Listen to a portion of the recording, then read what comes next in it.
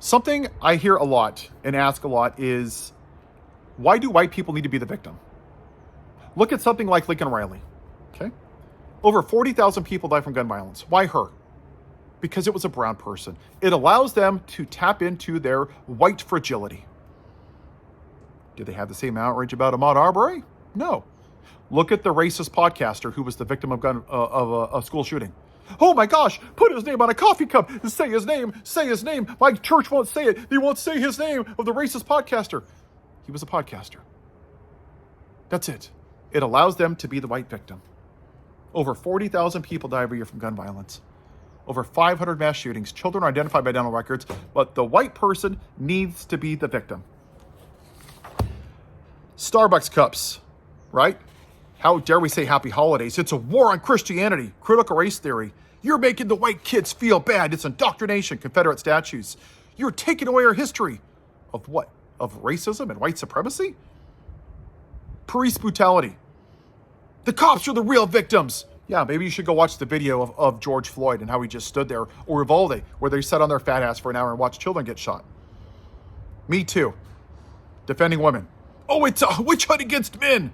Affirmative action. It's just discriminating against white kids. January 6th, they're political prisoners. And we can do this on and on and on and on. Drag shows. Oh my gosh, it's indoctrination. You literally teach your kids from a book where Noah has sex with his daughters in a cave where they crucify a man and stab him with a spear.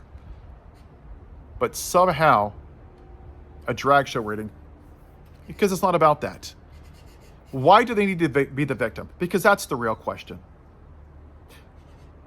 When you're at the top, like the white man has been for so long, and you feel that your leverage, your power, your superiority is going away because of diversity, because you see women in places of leadership, because you might see a Hispanic flag or an Indian flag in this melting pot of a country, you think that your version of America is going away. So what you do is you act like a little toddler you see at Chili's, right? And they're screaming and yelling and tears and boogers are coming out of their nose. And why? Because they need to be the center of attention. That's what you saw in something like January 6th. They need to be the center of attention. And that's what this white supremacist Klan leader ran on. The brown people, your version of America. I just want them here legally. Oh, wait, so someone that's been here for 40 years, you want them here legally, then fix the system. But at the same time, you're fine voting for a white man who was born here, who's a felon, an adjudicated rapist, tax fraud, cheats on his wife, molests little girls on Epstein Island. Somehow that's okay if they're homegrown, because it was never about that. It's been about maintaining whiteness. And anything that even resembles their white privilege being taken away, they're going to lose their minds. And that's exactly what happened with the racist podcaster. For once in their miserable lives, their white privilege got shit on. They felt like what it's like to be treated like the people that they've treated poorly. And they went back to what they know, being the victim, right? Oh, we have to put him on an airplane, and the vice president has to come, and we have to put him up over here, and we have to have a memorial for him. What about the 6-year-olds that were murdered at the Catholic Church? Why were their lives any less valuable? Why weren't they put on an airplane?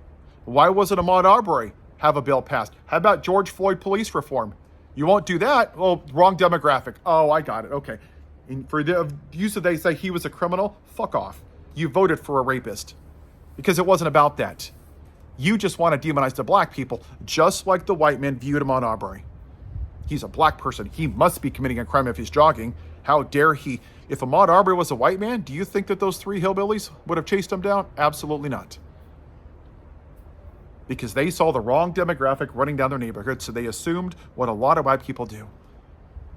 And they took the law into their own hands because they thought that the white man would probably protect them and get them off. Just like the white people on January 6th.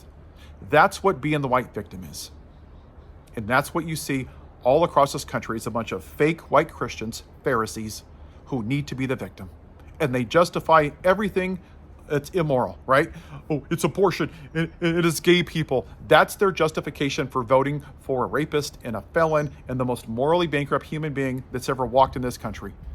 That's their justification, because they get to be the victim of whiteness. That's where we are.